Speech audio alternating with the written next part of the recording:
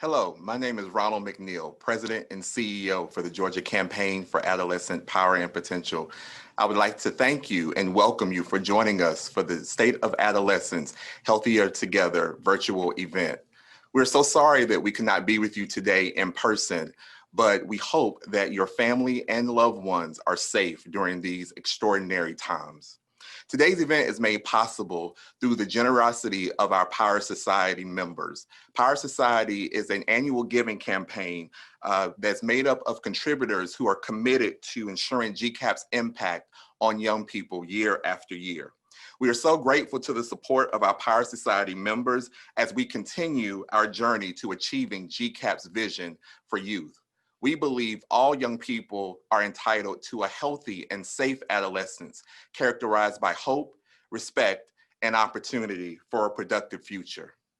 You know, when we came up with the tagline, Healthier Together, a little over a year ago, we had no idea how much that phrase would mean to all of us in 2020. As we continue to navigate our way through the new normal brought on by a global pandemic and stand united against social injustice, it is clear to us at GCAPP that our mission to improve the overall health and well-being of young people is so critical now more than ever. As we now come to a moment of celebrating 25 years of fulfilling our promise to young people, GCAPP is committed to teens and young adults in Georgia, and we are determined to educate, connect, and advocate for the solutions that will improve health outcomes, create equity, and ensure a healthier generation of young people for our communities. Through our programs and services in the area of youth empowerment, comprehensive sex education, teen pregnancy prevention, parent engagement, and physical activity and nutrition, GCAPP is committed to continuing our legacy of ensuring young people are equipped with the knowledge, information, skills, and resources they need and deserve to make healthy choices that will put them on a path to a vibrant future. Serving over 60,000 young people each year, GCAPP, like so many other organizations, are determined to overcome today's challenges and reimagine how we can deliver quality programs and services to youth, parents, young people, and to all of you. Which brings us to why we are all here today. The theme of this year's event is one that is top of mind for many caring adults: protecting teens in the age of digital drama. In our work throughout the state, we have heard from parents and trusted adults about how they would like support and help in navigating the digital world with young people in a way that ensures that we are protecting them from harm. Whether it's video games or if you're like me, raising a 14-year-old who sometimes seems obsessed with her cell phone and social media, I think we can all agree as parents and youth advocates that the digital world could take on a life of its own for young people very easily. We are honored and have the privilege today to be with Dr. Delaney Ruston and our founder, Jane Fonda, to lead a discussion on how we can protect our youth in the digital age. But before I turn it over to Jane and to Dr. Ruston, I would like to give a thank you to our board of directors, our advisory council, as well as our incredible staff who have worked tirelessly to ensure today's event is a huge success. Again, thank you so much to our Power Society members who have made today possible. I hope you all enjoy the program. Welcome to the State of Adolescents, Healthier Together. And at this time, I would like to introduce to all of you and present to many of you our founder and my friend, Jane Fonda. Thanks a lot, Ronald. How are you? Hey, Jane, how are you? I'm doing great. Oh, good, good, good, good. Well, I can't tell you how good it feels, you know, even though I don't live in Georgia anymore, but it feels so good to know that GCAPP is in good hands. You're doing such a great job, and I'm from the bottom of my heart, I want to thank you. Thank you so much, Jane, and thank you for trusting your vision with me. And I'm so happy that we're still together doing all that we can to support teens in Georgia. Thanks. And I'm happy to welcome all of you to today's discussion, Protecting Teens and Tweens in the Age of Digital Drama. You know, many of you know that this is a big milestone year for GCAPP. It's our 25th anniversary, 25 years of protecting teens. I founded GCAPP in 1995 as a teen pregnancy prevention organization when Georgia had the highest rates of teen births in the nation. And by the way, do you know that today teen pregnancy is down in Georgia by 71%? Thanks to the hard work of many, many partners throughout the state. But I have to admit that GCAPP is the organization, the go-to organization in Georgia that has kept the issue elevated and front and center for 25 years. I'm so proud of the work that we're doing. Teen pregnancy prevention was the sole focus of GCAPP for about 17 years. And I'm so proud of its expansion and evolution over the years, bringing in more youth, community partners, schools, and parents, and growing into the 5 focus areas that Ronald has mentioned. Today's event is part of our parent engagement focus. I know a lot of you here are parents or guardians or mentors, and you probably find it nearly impossible to separate kids from their cell phones, social media, video games, you name it.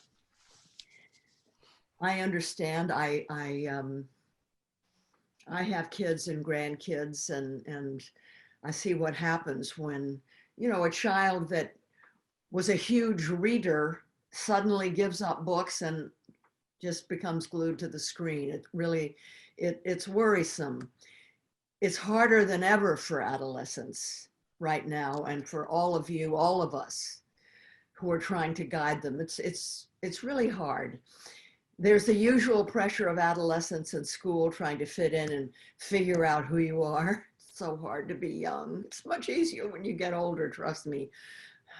But to all of this, the anxiety and fear about racial violence and climate crisis and political leadership that foments division and distrust, we can't fool ourselves into believing that young people aren't aware of what's happening in the world, things that can have a severe impact on their future.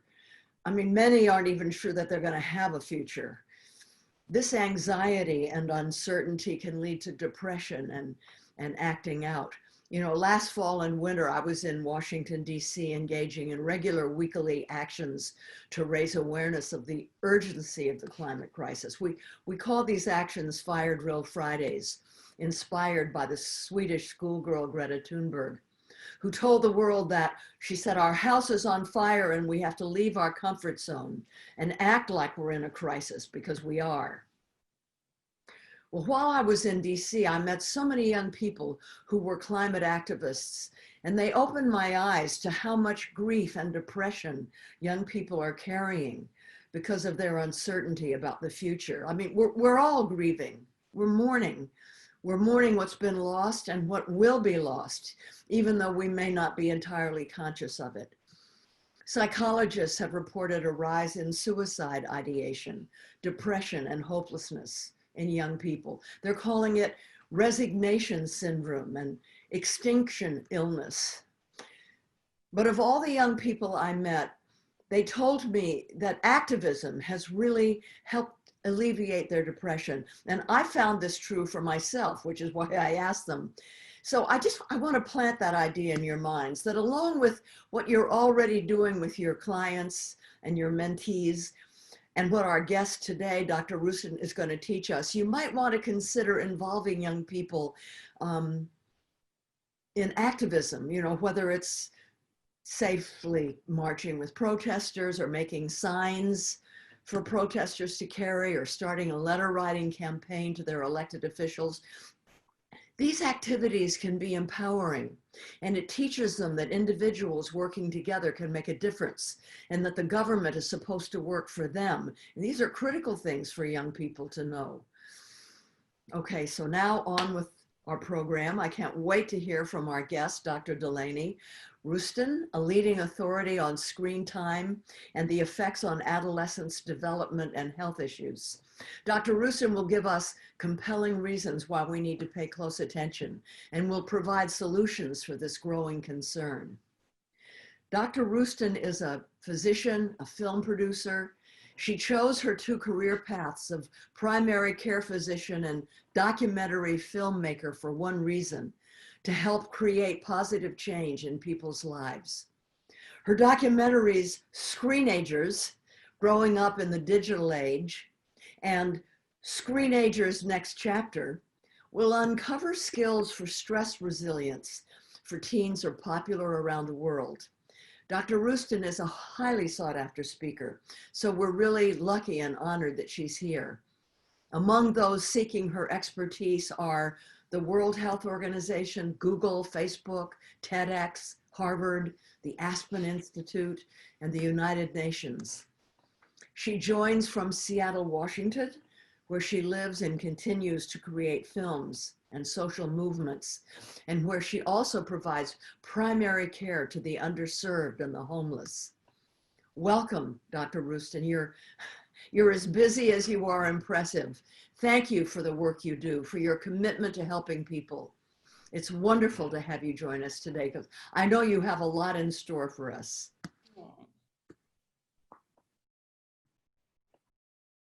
Thank you so much, Jane. Well, we're not sharing the big screen together. We are sharing this small screen together, and we're talking about this really big, important topic, which is the well-being of adolescents in our nation. And I couldn't be happier. I want to start by recognizing that we are in this awful pandemic. And I am so grateful that we have all the positives that we do have about our tech revolution that are helping us right now. I also want to recognize that parenting screen time, whether it's COVID or not, is really challenging. I don't know how many of you saw the New York Times headlines that came out in the spring. It said, "Coronavirus has ended the screen time debate. Screens have won." When I saw that headline, my heart just started pounding. That had never been the debate. The debate has always been, how do we help adults, parents, grandparents, teachers, engage effectively with kids and teens around having healthy screen time and plenty of time off screens. And in addition, that headline, it just gave the message, just throw up your hands. You know, nothing you can do. There's no solutions except complete screen time saturation. The thing is that there are solutions.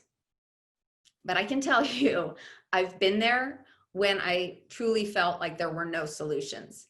And for me, it started about 9 years ago, and my kids were begging for more and more screen time. And I'd come in the room and they'd switch tabs, and then I would get so mad. And then I would feel really guilty that I was getting mad. And I would do this thing. I called it my stab and grab. I would stab them with my eyes and grab any device in their hand. It was not really very good. And meanwhile, my husband, he kept saying, they just need to learn this for themselves.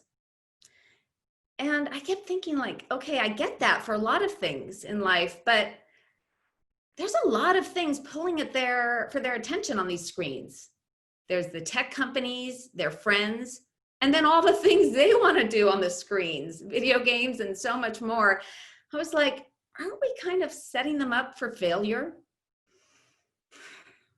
So I, as a physician, I really wanted to understand the impact of all of this screen time. And most importantly, as a mom, I wanted to know what to do. So I had been making documentaries, and I decided I'm going to pick up my camera and start filming, and made this film, Screenagers. And I want to share a clip of parents struggling, including myself with Tessa. So here's the first clip. She always reminds me of, are you really okay with that? Well, maybe not. Yeah, there's times that I'm always like, you need to help me with that every night, when I don't always want to be the bad guy to say it's after 10 o'clock, you know. Took the modem out and we actually unplugged the whole thing, and hid it while we were gone. She still wouldn't answer me, so I took the phone away from her hand and threw it out the window, basically. What should the rules be? Because we don't have any right now. I think the rules should be there is no rules. It's not like I'm on it 24/7. When you had it, you're always checking it, and don't you think that Well, if you put this in front of me, yes, I will go on it, and yes, I can find something to do on it. Is that bad? It's addicting, but there's no downside. we should be concerned about that? I guess. Well, you should be concerned about that because that's all you do in life, but other parents don't actually care. But I'm saying, do you think they should? I think we're thinking about it way too much.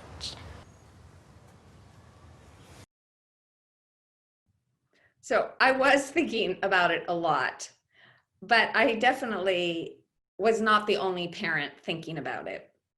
And what we're going to talk about today is why it's important for us parents and trusted adults to be engaged around screen time issues, as well as examples of how to be engaged, and then how teens in general can be a bigger part of the solution.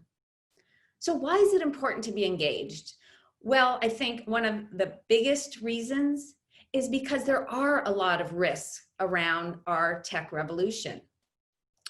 And I want to say that with these risks, something is true is that our society is often talking about them. So we hear a lot about them, such as sexting, online social cruelty, comparing and despairing. And rather than go through a whole list and just focus on all sorts of risks, because I want to make sure we get to solutions, I want to mention 3 that are really, I find super important. And the first one is that of sleep. Ever since we've had this major influx of screen time over the last few years, we have seen a major epidemic in sleep deprivation of our teens. We know there are many negative consequences of this, such as increases in accidents, problems with emotional feeling poorly, as well as academic problems. And the thing is that we're learning more problems as time goes on. Turns out that the brain is the last organ to fully develop in the body. It doesn't fully develop until about age 23, 24. And scientists have been looking at the brain connections of sleep in sleep-deprived teens. And interestingly and worrisome, they have been seeing that the neuronal connections in sleep-deprived teens are forming irregular patterns. That's really concerning. Another concern I have is that teen after teen I talk with about, social, emotional stress and all these type of issues tell me that their main coping skill is turning to a screen. They say often they don't even know anything else to do. They go to the screens to numb or distract themselves, and they tell me that a lot of times they just feel worse afterwards. And research has shown us is that teens who are in a lower social and emotional well-being state, they're at increased risk for the negatives around internet and social media. And a third thing that I'm really concerned about is that data has shown that with this increase in screen time, it has actually been displacing time that teens engage in other activities that we know helps increase their sense of self-worth. And one of those is spending less time with trusted and positive adults in their lives. And this one really hits home to me a lot. When I was growing up, my mom had some emotional issues and it was challenging at home. I didn't have siblings. And my dad, he had schizophrenia. I didn't live with him, but I saw him often. And I started working young. I started working when I was 11. And I had such wonderful bosses. I'm thinking of Patty and Kathleen, who instilled in me like such trust. The responsibility I got and our conversations were so wonderful. It really helped me to build a sense of confidence and self-worth in such a vulnerable time of my life. And I'm absolutely committed that all teens have the things that they need for developing their sense of self-competence and self-worth beyond screen time. And so I want to say, let's switch now to how to do this. Whew. And I want to focus today on 3 areas of solutions and strategies. There's a lot more, but these 3 I think are really important ones. The first is validation, second is values, and the third is vulnerability. So let's start with validation, because boy, did I mess that one up royally. I just kept saying to Tessa, for example, over and over, like all the different possible risks of her social media, of everything that could go wrong. You think that Snapchat is going to disappear, but you know they can screenshot it. And then I would want Tessa to like interact and kind of cooperate and talk about screen time, and she wasn't. And I looked around at the society she was in, and I saw how she was just getting bombarded with this negativity. There were the police officers who would come and speak to her middle school and tell them how they were all cyberbullying each other, really accusatory. And then all of the headlines, you know, like things like phones are ruining a generation and really negative stuff. And so when I was talking with teens, they would tell me over and over, you know, adults just don't get it. They just think it's all negative. And so why should we talk with them about this? And the weird thing was, I'm a doctor, and I know pretty darn well that scare tactics really is a pretty lousy tool. Like I wish so much that I could just scare my patients into changing behavior. Doesn't work, and wasn't working with my daughter and the teens that I talked with. So I needed to change my approach. And I started to talk a lot more about the positives around screen time, and to validate for Tessa and for Chase, my son, you know, it makes sense. Like, okay, tell me more. I can see why you're enjoying that so much. And once I started to do that, it really started to shift things. And Tessa and my son would cooperate more and talk about screen time more. But I have to confess, I kept kind of turning back to my negative, worried self.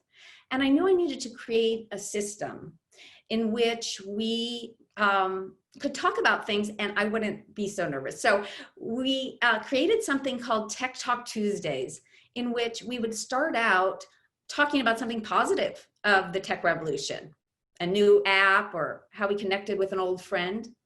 And then from there, we could look at the more complex issues around our screen time and screen time issues in the world. Rather than a scare tactic, it was a share tactic, sharing stories and science. And so I started to post these at the Screenagers movie website. And it's been over 5 years now, and hundreds of thousands of parents and families have been doing this.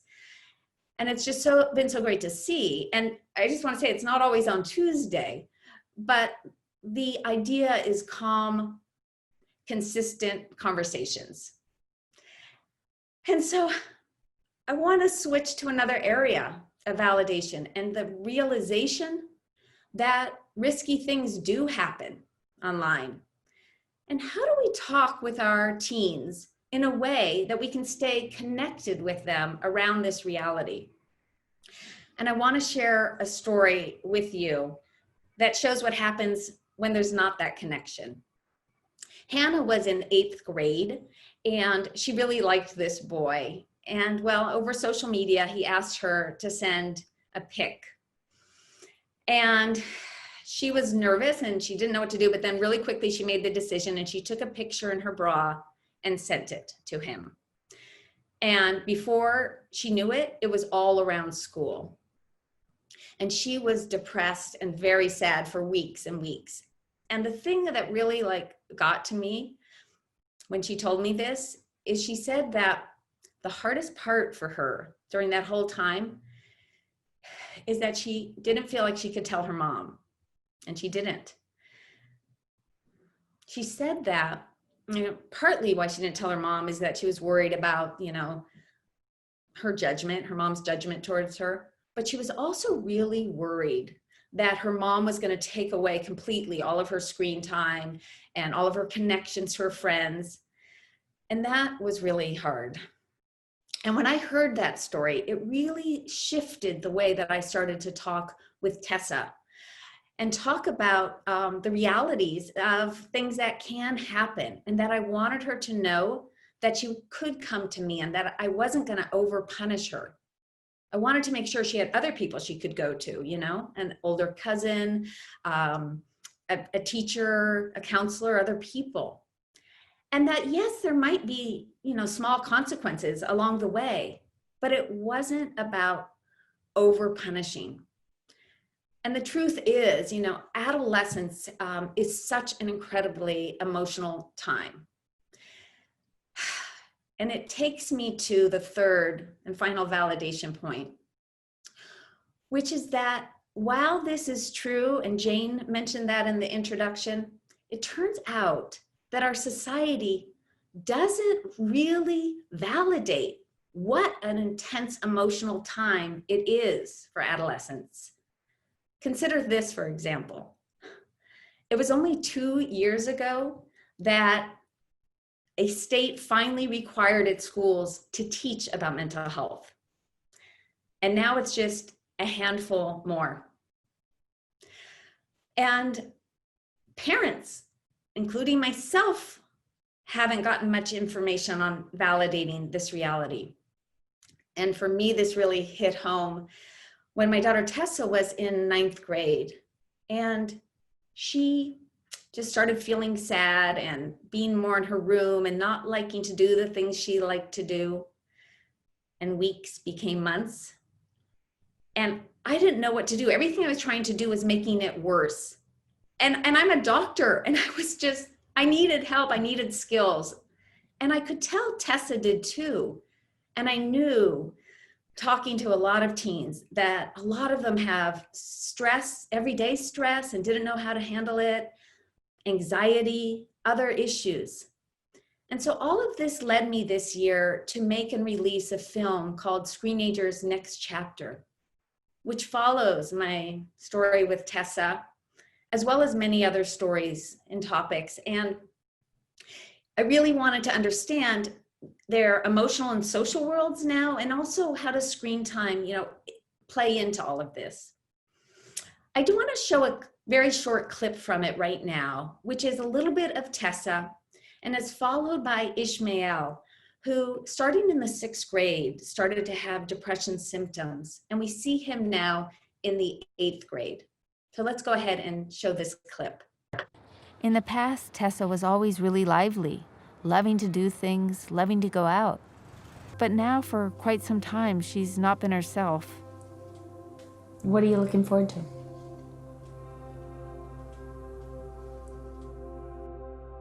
I've been really struggling with myself. Just feels like something literally on me that just kind of like something sitting on my head.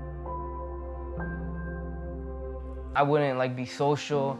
I wouldn't talk to my mom. I wouldn't talk to my brother. I wouldn't talk to my sisters. I would just be in my room all day doing nothing, just getting used to feeling depressed. He isolated himself. So when that became, okay, he's spending a lot more time, the door's closed, his room is black, and he's just there. He would always say, it's because you don't understand. You don't get it. My mom, I don't know, I try not to be emotional in front of her. Cause I try to be strong for her. Being so real, that's strong. That's so hard and so important. You see in the film both Ishmael and Tessa and many others going through different issues, the skills they learn to feel and do a lot better. And you see parents learning skills, including myself. I had kept coming in all the time saying problem solving, and it was just making Tessa feel worse. And I didn't know what to do. And I really started to learn the art of validation, how I could really let her see that I accepted she was going through a hard time and validating her feelings. And started to say things like, "Hun, I'm here for you. If you want to brainstorm solutions, let me know." And just that way of giving it into her control, but being there for her, is an example that just made so much of an improvement in our homes. So of course, validation isn't the only tool, and I want to now switch gears to talk about values, what we find important as a way to connect with our teens about screen time issues, and in particular, how we create limits around screen time. So what are, talking with your students or your grandkids or your nieces and nephews, like what are values? What do they value, types of relationships, and what do you value as parents? What does your family value? What's important in your classroom? Let me give you an example. For me, I let my kids know that it's been important for me to parent with integrity. And for me, that's really parenting in line with what science is telling us about how I can best help their development. And so I told them from early on that sleep is supreme, and all the research shows that having screens in the bedroom negatively impacts sleep duration and quality. So screens are always going to be out of the bedroom. And I also value your input. And I value that you're going to be a strong negotiator. So I want to hear, let's figure out what time it goes out, how we're going to make this all work and change as you get older and things change. And to parent with that integrity and for them to see me, how I valued that, has made such a difference. I just have to share a little story. When Chase came back from college this spring because of COVID, after a few days, he came into the kitchen and he said, "Mom, we have to get a new alarm clock." And I said, "Why?" And he goes, "Well, the one downstairs is broken and I've been sleeping with my phone and I really don't like it. So can we get a new one?" I was like, yes, healthy habits. Anyway, in terms of their values, it's of course very important. And I just want to give an example of one that Tessa shared with us. And when she was in middle school, it was really important for her to connect with her friends to figure out before school what they were going to wear, what was going to happen in school. And we had this limit, not starting the day on your cell phone. But when she told us that, and we really listened to how much she valued that, we changed and she could be on it for part of the morning. And when we did that, she started to really cooperate more about the evening time scheduling and putting her device away. So talking about values, like I just mentioned, is really important. But I just want to say that if even the idea right now of any screen time rules or limits is just making your skin crawl, I totally get it. We are in a time of just survival, and there's a lot of screen time. So rules can be hard to even think about, but what is key is still having these discussions is so incredibly important. And I want to say that if you do want more examples of rules and limits and consequences and science that I've been talking about, all these resources, you can find them at Screenagers Movie. Because I can tell you, for all these years now, I've been wanting to make more resources available to parents in particular, because we don't get a lot of help when we're trying to manage and parent around this screen time. That is for sure. So, the reality is you can find a lot of resources there. So we've been talking about validation, validating the positives, the negatives.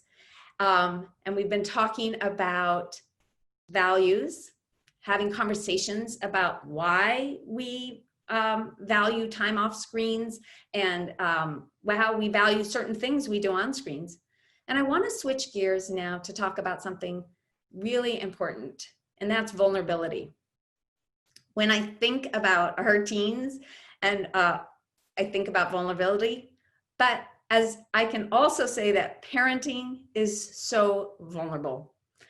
It's something that I learned in making Screenagers when I first started. I couldn't believe how hard it was to get parents to want to be in the film because they felt so vulnerable talking about. And as a society, we really haven't made a culture by which we can talk more with each other, and yet we're in this tech revolution. We need each other. And so I want to give some examples of how we can be vulnerable with our kids as well as other adults that can be really effective. The first one has to do with the fact that lots of parents have come up to me and said, Delaney, I feel like I should be modeling screen time better, and I just can't do it. And well, I say to them, first and foremost, of course, yes, try to do things like have your phone away at mealtime and things like that. But I say to them something that they might not be expecting. I tell them that as a primary care physician, what I do so much of my work with teens and adults is about behavior change. And I want them to know that if you don't have a specific goal, you just have this idea, oh, I need to model better, you're really not setting yourself up in a good way. You're not going to achieve that goal. You're always going to feel like you're underperforming. So rather than trying to model your perfect screen time, how about modeling your imperfect screen time and how you try to change it? How about finding one thing in your screen time? I think all of us have it, but if you don't, just something else that you want to optimize and change in your life, a doable goal, and then show them how it's a non-linear path and to try to make a change. So let me give you an example. A while back, I really wanted to have Tuesdays be completely screen-free after dinner. No email, no YouTube sending me great new videos, all those kind of things. And I told my kids that I was going to do this. And sure enough, first Tuesday came, totally forgot. So I told my teens, and I put up a big sticky note on the refrigerator. And then I got to that second Tuesday, and I had not sent some urgent emails that I really needed to send. I told my kids and we talked about it, and I needed to I got out my beading work a Tuesday morning, and I made sure to send my email so that I would just have this calm Tuesday night. And I made some work, and then I would go back and mess up. And it was such a bonding experience to show this to my teens. And it really made it be this whole tech revolution. It's not me versus them, but we really are in this together. And I can tell you, changing behavior in a sustained way is the hardest thing we do as humans. And yet, our ability to be agile, to persevere, to have setbacks and try again and be flexible, that is our superpower. And showing that to your kids, how you do that, is such an incredible gift. I just want to let that one sink in, because I hope that vulnerability example, you might try that one even tonight. I want to switch gears about vulnerability towards other parents, because that is hard. An example I want to share is that when Tessa was in middle school, I thought, why not make the carpools be screen-free? And I was amazed how nervous I was to call and ask the parents in the carpool. Were they going to think I'm over controlling? Or what would they think? Luckily, they were really happy that I did ask. And the carpools were really fun, just hearing the kids, talking all the time and getting to have a little interactions now and then with them. Because I know that free time becomes screen time, just having that intentional rule made such a big difference. There's another time when I needed to be vulnerable, or I wanted to be vulnerable, but it was hard. And that's when Tessa wasn't doing well for quite a long time, feeling really sad and not able to advocate for herself. And I didn't know what to do, and I just needed some help. I knew that Tessa loved babysitting. She loves kids so. I've never seen anyone just light up. And she wasn't able she wasn't calling her old babysitting jobs or anything like that. She had kind of fallen off the map. And I went to my friend and neighbor who she used to babysit for, and I said, Tessa's not feeling that well and not able to advocate for herself. Would you mind seeing if Tessa could maybe babysit? And I felt really nervous. I was like, maybe she doesn't need a babysitter. It was hard. Fortunately, my friend was so happy that I asked, and she did reach out to Tessa, and Tessa started to babysit more. And no matter what mood she was when she went in, she was always just a little bit happier afterwards. When I think about our teens and how vulnerable those years are, it's intense. And I want to pivot now for what we've been talking about, from parenting, from validation, from values, and from vulnerability, to something that gives me such joy, which is the way that teens can be a bigger solution when it comes to screen time issues and all of the social emotional aspects that are interwoven in their screen time as well as in their lives. And I think that one of the reasons why Screenagers and Screenagers Next Chapter really resonates with teens, because they talk to me about it. What they tell me, what resonates, is that they love how real the stories and that they can relate to the kids and the teens. Young people tell me all the time that they don't like the pressure to feel perfect. They don't like the curated images, the filters, the inauthenticity, the fakeness of a lot of the social media and the world that they're in and that we are all in. And they really crave real, authentic situations and true and gritty conversations about real things. We've surveyed high schoolers after seeing, teens in general, after seeing Screenagers Next Chapter. And 90% of them say that after seeing the film, they're much more likely, if they have a social or emotional problem, to seek help. I can't even tell you as a physician, but much more as a mom, that skill, that they feel a little bit more empowered with that skill of getting support, that couldn't be more important than right now during COVID. Another skill that teens can be much more actively involved, and it's so powerful, is around their complex social and emotional issues in their relationships. They're communicating with people in their lives. Early on, people have come up to me and said, I'm really worried all this screen time is making it so that kids and teens, they're not going to be able to communicate. They're losing their communication skills.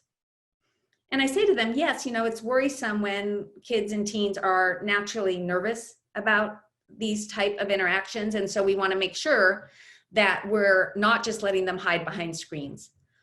But I'm always thinking to myself when I say this, is that I know a lot of people who didn't grow up with a lot of screen time, and they're pretty lousy communicators, like my Uncle Bill.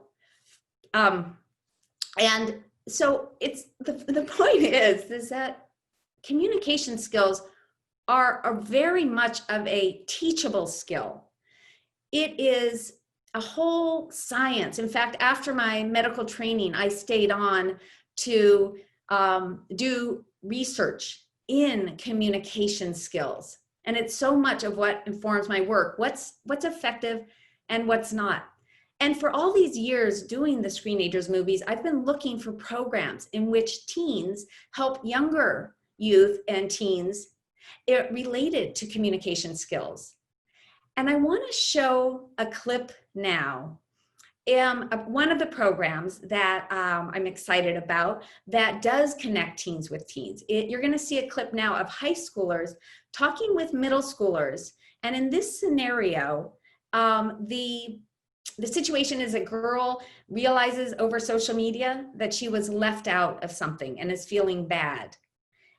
As well, in the clip, you're going to see teens talking about their own solutions around screen time issues, including, you'll see Tessa. So here's the clip.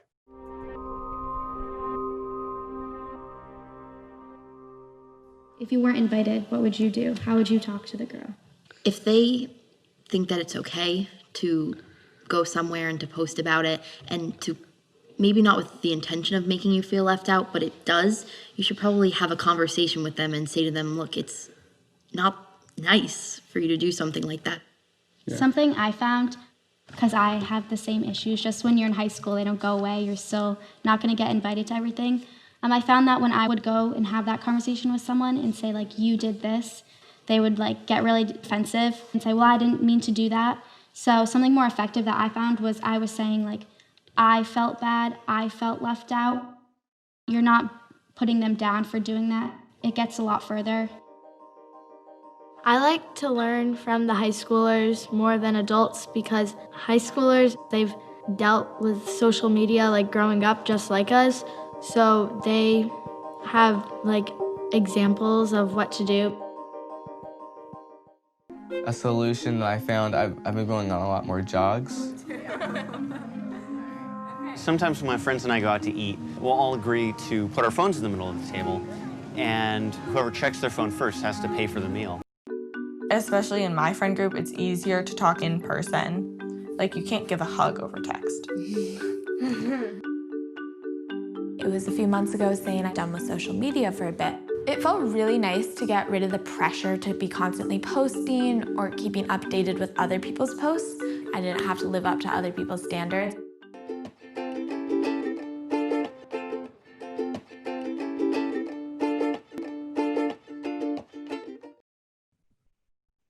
It's been really wonderful for me over these years to see how impactful it is when teens model or share their stories or directly teach other teens.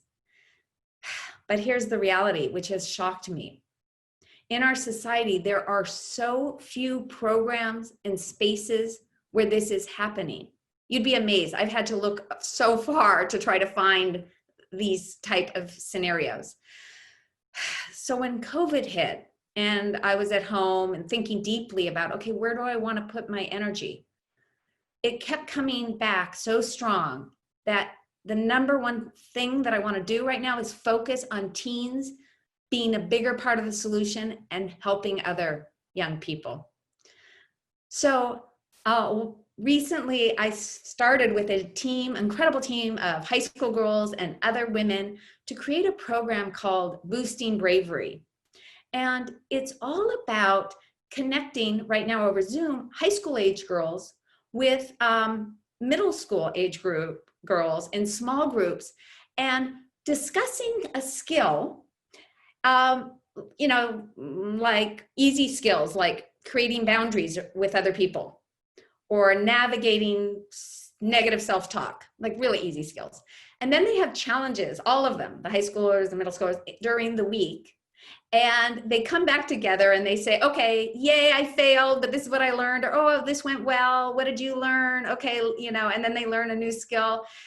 And seeing how impactful they are to one another just makes me incredibly just so confident about the power of this kind of connection. And it makes me think about with Tessa, I really wanted to be sure that she wanted to be in Screenager's next chapter. She was going to be really honest. And I just said to her, Tessa, you know, hun, there's lots of other stories. There's lots of science. You don't need to be in this film at all. At any moment, you cannot be in it. Watch the rough cut. And by all means, it's all, you know, I want you to really want to know what you're thinking. And she did. And I will always remember she came back after watching it and she had a tear in her eye and a smile. And she said, Mom, after seeing those stories and those teens, it helped me so much. I definitely want to be in it and I want to help others. And ever since then, she's been doing Q&As after the film and lots of mental health work. There's no denying that the biggest antidepressant that we have is helping other people. And when we connect in positive ways, teens with other teens, teens with helpful adults, we're really making a vaccine that can help prevent all sorts of emotional hardships and social problems. And that's why when I was invited to speak at GCAPP, I was like over the moon excited. I mean, they have been doing this work for a quarter of a century.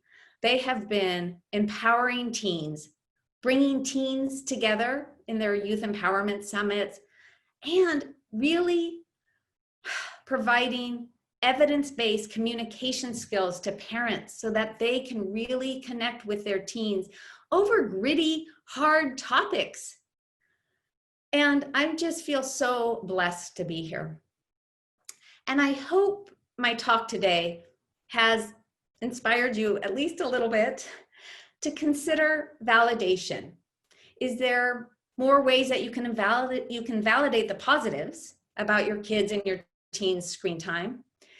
Can you talk to them about the realities of the risks and that you hope they do come to you, and do they have someone to go to and it's not about over-punishment?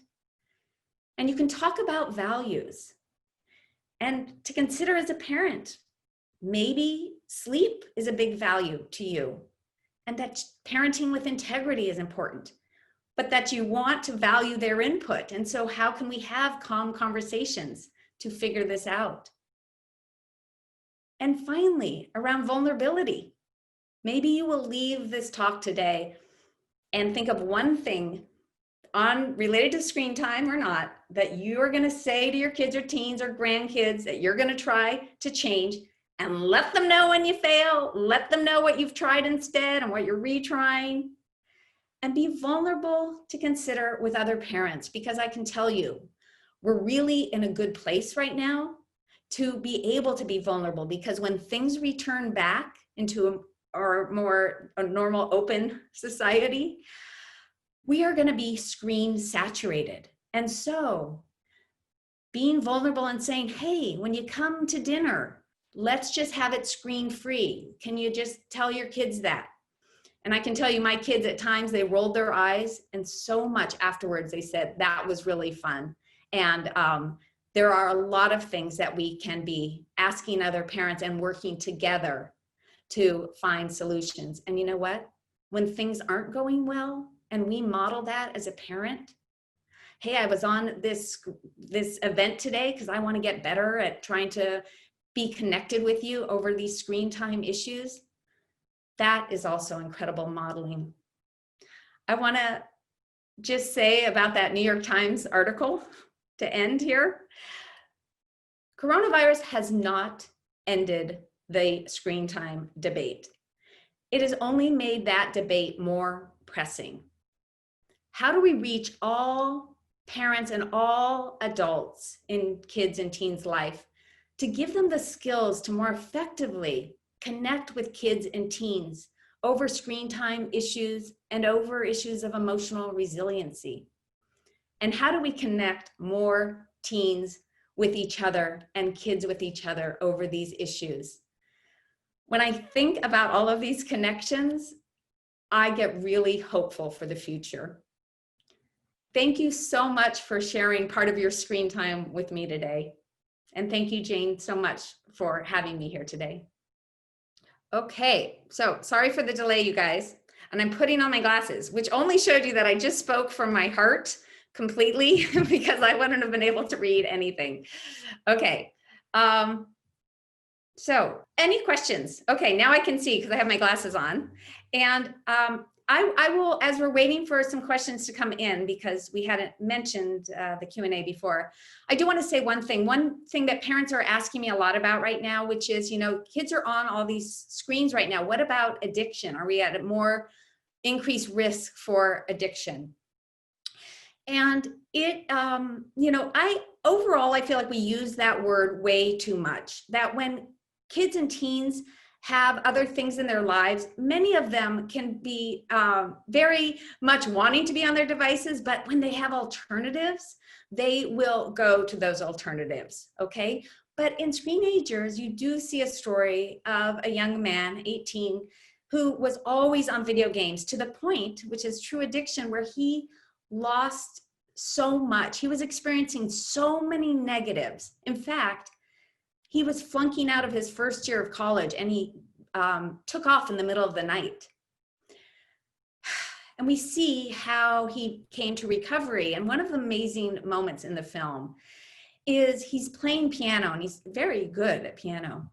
And you hear him say, "I often wonder if I hadn't been playing so much video games, but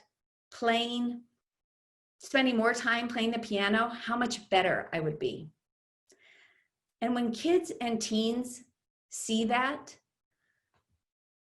they tell me over and over how that's impacted them, how they go home and reevaluate. One kid told me that he was asking for a video console for Christmas, and he decided he didn't want one.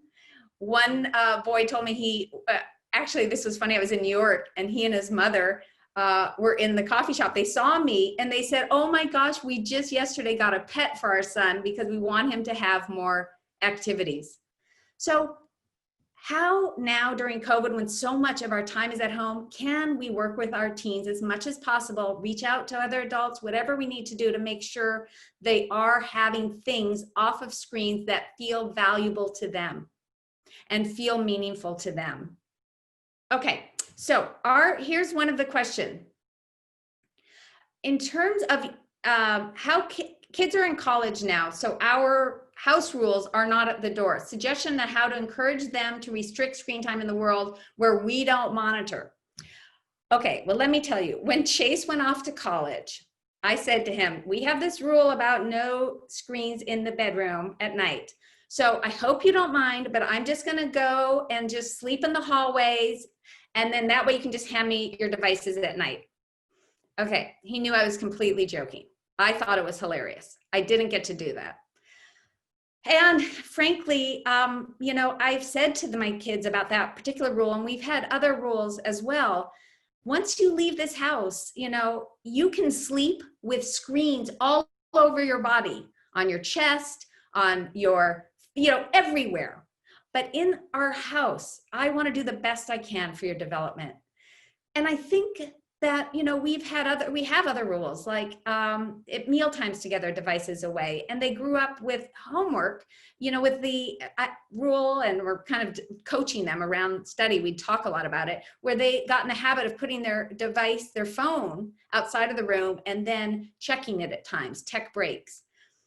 Now they're, you know, when they're off to college, there's not much that we can do.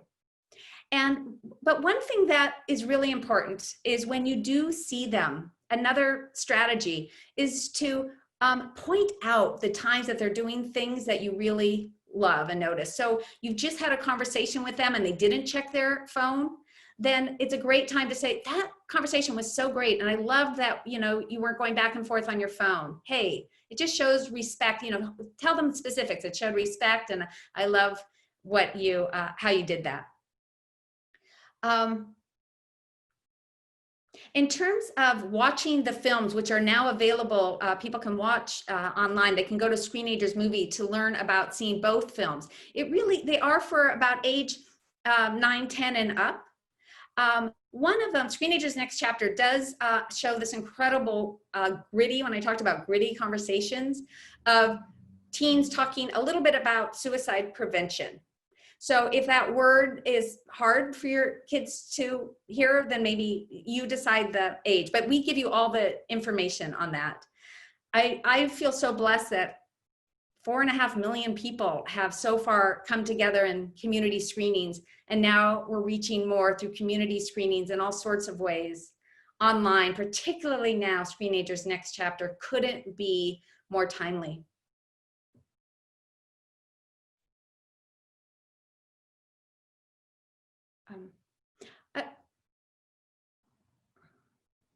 I want to say another point that to me is so unique about this moment in time is that we used to, as parents and as a society, not talk about gritty issues, really dive into things like sex ed really well, or all these conversations. And now whatever we were worried as adults to talk about, now we can no longer hide. There's pornography, there's all the media, the intensity of the shows.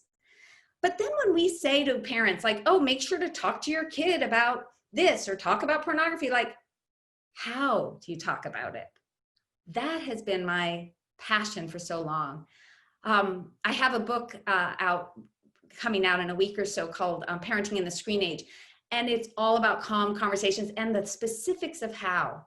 I really see this as a communication revolution, because as adults, we have to move up to the level, because we know from what the kids tell us and what we know from data, they're going on screens looking for information and sometimes getting unhealthy things.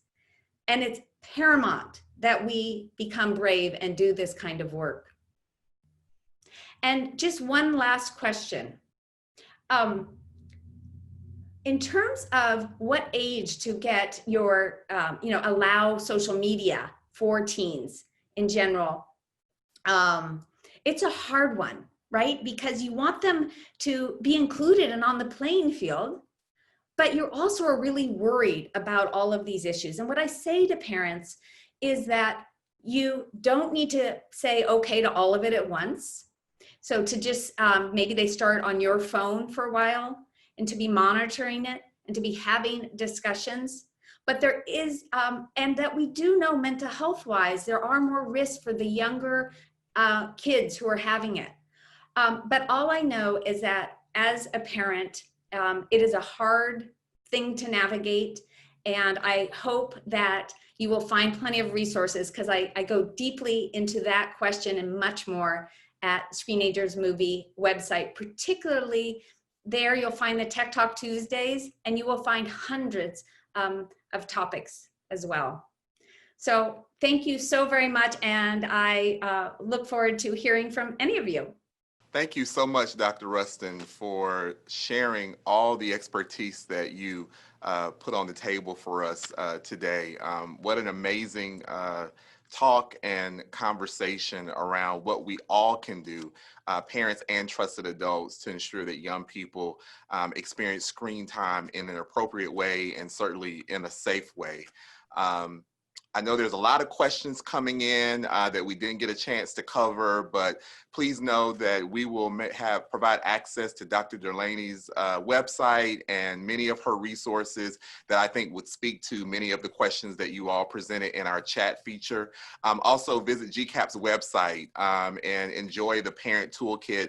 There's a ton of information there that I think would resonate with parents and trusted adults who are with us today, as well as many others that you may be connected to that you might want to share it with.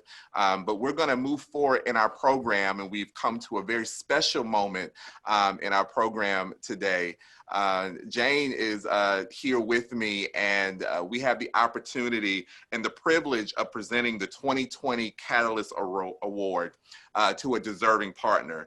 This honor recognizes organizations for their longstanding commitment to adolescent health, as well as a strong and authentic partnership partnership to impact young people in collaboration with GCAPP. So Jane, I'm going to let you take it away and present our award. Okay, thank you, Ronald. Dr. Melissa Kotke is a friend. I love her so much, and an associate professor at the Department of Gynecology and Obstetrics at Emory University in Atlanta. Missy completed a fellowship in family planning and contraception and is the medical director of the Teen Services Clinic at Grady Memorial Hospital. She's the director of the Jane Fonda Center at Emory, which is involved in research and program development focused on adolescent sexual and reproductive health. Missy also serves as the medical consultant for the State of Georgia's Family Planning Program and the maternal co-chair for the Georgia Perinatal Quality Collaborative. It makes me tired just to read all the things that she's doing. I don't know how you do it, Missy, but I'm really, really proud to work with Missy Kotke, who's made the Jane Fonda Center an important community asset for research, adolescent reproductive health, and transitioning into adulthood. She is most deserving of this award.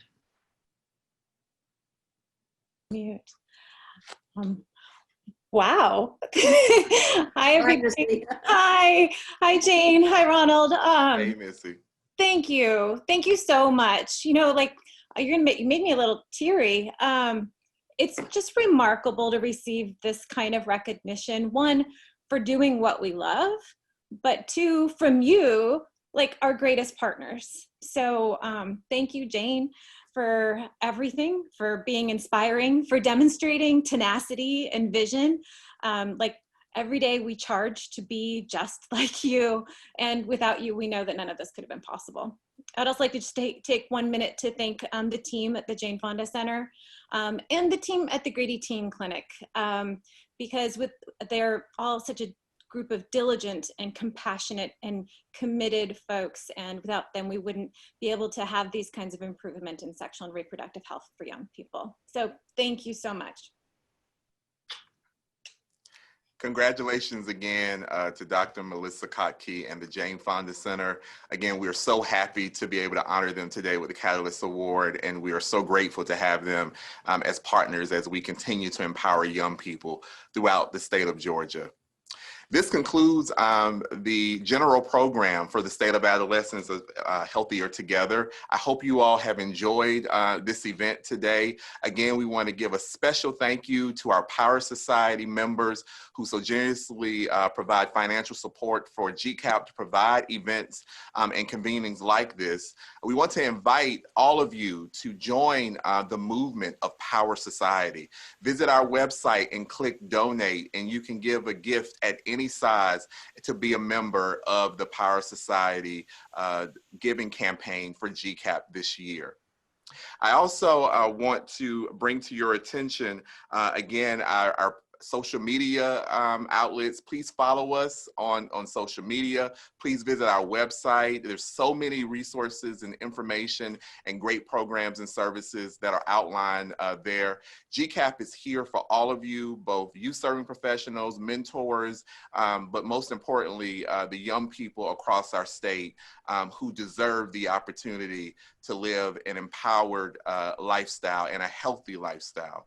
So again, if you are staying tuned for the next portion of our event, please stay logged in. I want to thank Jane Fonda, our founder, and Dr. Delaney Ruston for joining us for the general program. They are now about to leave an exclusive conversation, one-on-one conversation to further dive into areas of adolescent health and the importance of protecting young people during the digital age. Again, thank you for joining us and have a fantastic rest of the day.